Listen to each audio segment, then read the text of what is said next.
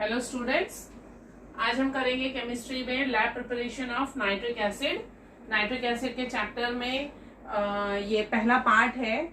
Nitric acid को हम laboratory में प्रिपेयर करते हैं। उसके लिए आपको reactants, products, condition of the reaction की इक्वेशन, डायग्राम, ये सब कुछ याद रखनी होगी क्योंकि लेबोरेटरी प्रिपरेशन है। तो हम डायग्राम बनाते जाएंगे और उसके साथ में मैं एक्सप्लेन करते जाऊंगी ताकि आपको समझ में आए कि रिएक्शन किस तरीके से कैरी आउट होगा। इस HNO3 के प्रिपरेशन के लिए जो रिएक्टेंट्स हम यूज करते हैं वो है NaNO3 या KNO3। KNO3 होता है पोटेशियम नाइट्रेट, जिसे हम नाइटर भी कहते हैं। NaNO3 सोडियम नाइट्रेट, जिसे चिले सॉल्ट पीटर भी कहते हैं। ये नाम आप लोगों को याद रखने हैं। सोडियम नाइट्रेट, जिसे चिले सॉल्ट पीटर भी कहते हैं, पोटेशियम नाइट्रेट, जिसे नाइटर भी कहते हैं।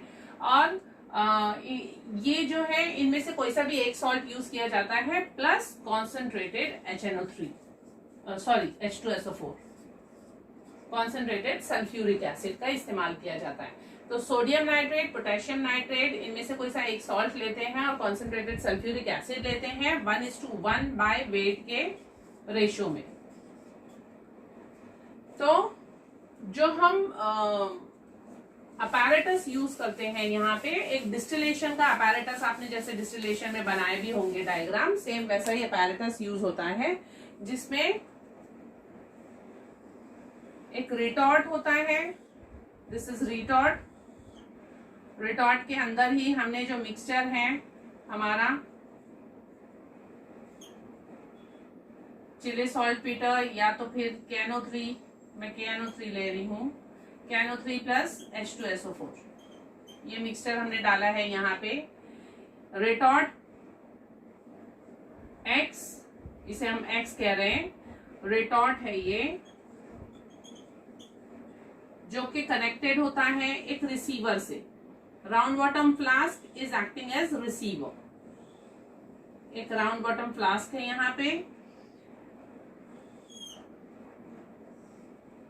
रिटॉर्ट जो है, इसमें हम मिक्सचर डाल देते हैं और यहां से उसे जेंटली हीट किया जाता है। The mixture should be heated gently so that the reaction takes place and we get the vapors of nitric acid in the receiver. Now we don't want the vapors, we want the liquid. So what do? We cool the vapors by running tap. यहाँ पे आप cold water डालेंगे तो इस receiver में ये ठंडा होके वेपर्स, एसिड जो है लिक्विड फॉर्म में कलेक्ट हो जाएगा। एक स्टैंड से इसे कनेक्ट किया है। यहां से जो पानी होगा वो आउटलेट से बाहर चला जाएगा, क्योंकि ये पानी बह के नीचे जमा होगा और वो यहां से आउटलेट से चला जाएगा। तो यहाँ पे हमारा नाइट्रिक एसिड जो है वो कलेक्ट हो जाएगा in liquid form, nitric acid liquid. तो बहुत ही सिंपल रिएक्शन है ये। वेपर्स हैं, वेपर्स ऑफ नाइट्रिक एसिड। ये है इसका सेटअप। लेबोरेटरी में जब हम प्रिपेयर करते हैं, a mixture of KNO3 and H2SO4 is taken in the ratio of 1:1 by weight. The mixture is heated gently. The condition is temperature should be less than 200 degrees Celsius. Temperature should be less than 200 degrees Celsius. ऐसा इसलिए है कि जो sulphuric acid होता है ये dibasic acid है। इसके पास 2 हाइड्रोजन के मॉलिक्यूल्स हैं और हमें दोनों H को रिप्लेस नहीं करना है। HNO3 प्रिपेयर करने के लिए हमें सिर्फ एक H रिप्लेस करना है। जब हमारा टेम्परेचर हाई हो जाएगा तो हमें Na2SO4 मिलता है और हमें वो नहीं चाहिए।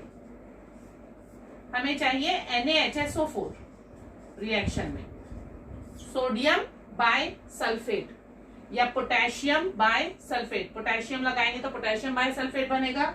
KNO3 यूज करूंगी तो KHSO4 बनेगा। तो पोटेशियम बाय सल्फेट हमें चाहिए, पोटेशियम सल्फेट नहीं चाहिए, इसीलिए the temperature should be maintain less than 200 degree Celsius. पहले हम रिएक्शन देखते हैं, फिर कुछ प्रिकॉशन जो हमें लेने हैं वो पढ़ेंगे। अब रिएक्शन जो होता है, सपोज मैंने KNO3 लिया है, तो KNO3 प्लस H2SO4 को मैं रिएक्शन सिंपल बनाने के लिए, आपको बताने के लिए ऐसा लिख रही हूं HSO4। H2 को मैंने कर दिया HSO4। ऐसा इसलिए किया है ताकि आप ये समझ जाएं कि सपोज ये H और ये NO3 मिल गए तो हमें HNO3 मिल जाएगा, और K और HSO4 मिलके KHSO4 बनाएंगे। तो KHSO4 plus HNO3 nitric acid जो हमें चाहिए, ये हमारा मेन प्रोडक्ट है। पोटेशियम बाइसल्फेट बाय प्रोडक्ट है, तो पोटेशियम बाइसल्फेट बनता है और नाइट्रिक एसिड बन जाता है। तो ये रिएक्शन क्योंकि हमें चाहिए, ये हमारा रिक्वायर्ड रिएक्शन है, इसीलिए इसकी कंडीशन है कि the temperature should be less than 200 degree Celsius. अगर सपोज 200 डिग्री सेल्सियस के ऊपर चला जाता है रिएक्शन, तो क्या होगा? तो हमारा जो रिएक्शन है, जो ये KHSO4 बना है हमारा, वो KNO3 से फिर से रिएक्ट करेगा,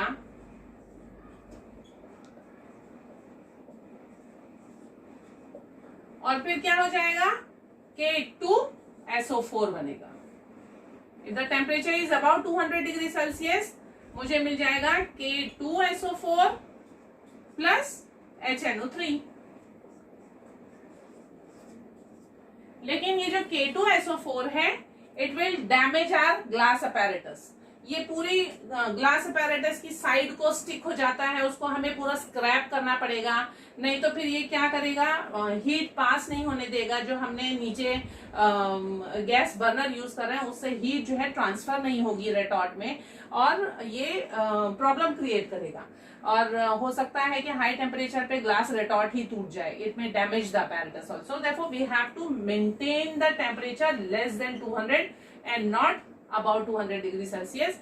ये गिव रीजन सबसे ज्यादा पूछा जाता है प्रिपरेशन ऑफ HNO3 में, कि हमें टेम्परेचर लेस देन 200 क्यों मेंटेन करना है, मोर देन 200 क्यों नहीं होगा। तो लेस देन 200 से हमें पोटेशियम बाइसल्फेट मिलेगा, which is our favourable reaction.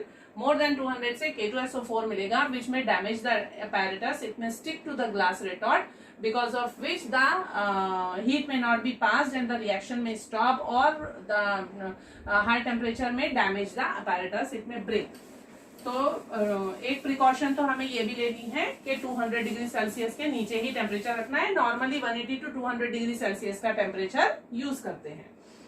दूसरी एक और चीज, क्या हम सल्फ्यूरिक एसिड ही क्यों यूज करते हैं, हम कॉन्सेंट्रेटेड HCl क्यों नहीं यूज कर सकते? HCl यूज नहीं करते इस रिएक्शन में क्योंकि H2SO4 is a strong non volatile acid. It is a non volatile acid, और कभी भी याद रखिए कि जो नॉन वोलेटाइल एसिड होगा वही वोलेटाइल एसिड को डिस्प्लेस करेगा। HNO3 जो है वो वोलेटाइल है। अब जो HCl है, it itself is strong volatile, तो it cannot displace another volatile acid from its salt।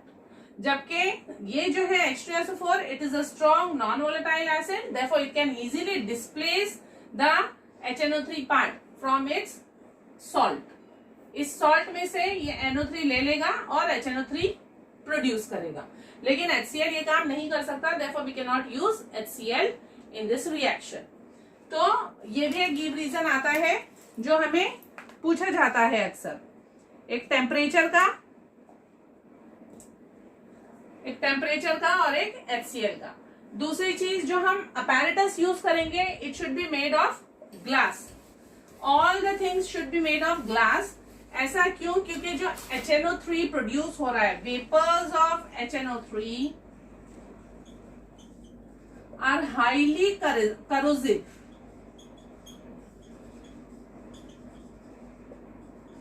Highly corrosive होने की वजह से दे अटैक रबर, कॉक, etc. The vapors will attack rubber, cork, etc. Therefore, nothing is made of rubber, cork, etc. Everything in the apparatus is made of glass only. That precaution we have to take. Okay, जो भी apparatus हम use कर रहे हैं वो पूरी तरीके से ग्लास का होगा, क्योंकि HNO3 के जो वेपर्स होते हैं वो strongly very highly corrosive in nature होते हैं. अब ऑब्जर्वेशन क्या होता है इसमें, जैसे ही रिएक्शन होगा, ऑब्जर्वेशन क्या होगा आपका कि जो HNO3 होता है, HNO3 के वेपर्स येलो कलर के होंगे, जो लिक्विड फॉर्म होगा वो भी स्लाइटली येलो होगा.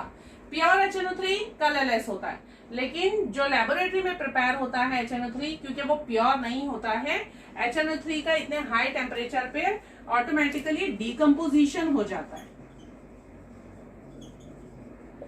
और डीकम्पोजिशन होने की वजह से नाइट्रोजन डाइऑक्साइड गैस बनती है जो कि रेडिश ब्राउन होती है. और रेडिश ब्राउन होने की वजह से जब वो उस लिक्विड HNO3 में डिसॉल्व हो जाती है तो it imparts yellow colour to HNO3. तो हमें जो लेबोरेटरी में HNO3 मिलता है वो येलो कलर का होता है. उसका भी रीजन क्या है कि जो HNO3 वेपर्स होते हैं, जो जो HNO3 के वेपर्स या लिक्विड हमें मिल रहा है, उतने हाई टेम्परेचर पे उसका डीकम्पोजिशन होता है. डीकम्पोजिशन का रिएक्शन भी आपने याद रखना है कि 4HNO3 जो है वो डीकम्पोज हो जाता है और हमको मिलता है 4NO2 2H2O प्लस O2. बहुत सिंपल रिएक्शन है. 4 का हाफ है 2 और 2 का हाफ है 1, तो बैलेंस भी आपको इजीली याद हो जाएगा. 4HNO3 आप याद रख लीजिए. मैंने पहले भी बताया था कि जब आप एग्जाम देते हैं आपके पास इतना प्रेशर होता है कि आप बैलेंसिंग उस टाइम पे नहीं कर सकते, इसीलिए आपको कुछ इक्वेशंस जो है उनके बड़े बड़े नंबर्स याद रख लेने चाहिए, तो आपको इक्वेशन लिखने में बहुत आसानी हो जाएगी. डिकम्पोजिशन का रिएक्शन इसलिए याद रखना है क्योंकि इस पूरे चैप्टर में ये रिएक्शन हम बहुत दफा यूज करेंगे, हर गिव रीजन में हमें ये देना पड़ेगा. तो HNO3 का जो डिकम्पोजिशन होता है उससे हमें नाइट्रोजन डाइऑक्साइड गैस मिलती है जो कि रेडिश ब्राउन इन कलर होती है, which imparts yellow color to HNO3. otherwise pure HNO3 is colorless. लेकिन जो लेबोरेटरी में HNO3 मिलता है वो येलो कलर का होता है. हम बॉटल में, ग्लास बॉटल में भी रख देते हैं तो वो हमें येलो कलर का ही नजर आता है. अगर आप लैब में देखेंगे तो आपको बॉटलों में HNO3 येलो कलर का नजर आएगा, क्योंकि HNO3 का डिकम्पोजिशन होता रहता है और हम उसके जो लिक्विड के अंदर NO2 मिक्स होता है गैस, इसी वजह से वो येलो कलर का नजर आता है. तो ऑलमोस्ट मैंने ये सारे पॉइंट्स कवर कर दिए हैं related to lab preparation of HNO3. I hope आप लोगों को समझ में आ गए होंगे, और हम नेक्स्ट वीडियो में जो है ऑस्टवर्ल्स प्रोसेस जो कि इंडस्ट्रियल मैन्युफैक्चर ऑफ HNO3 है वो कवर करेंगे इंशाल्लाह. Thank you.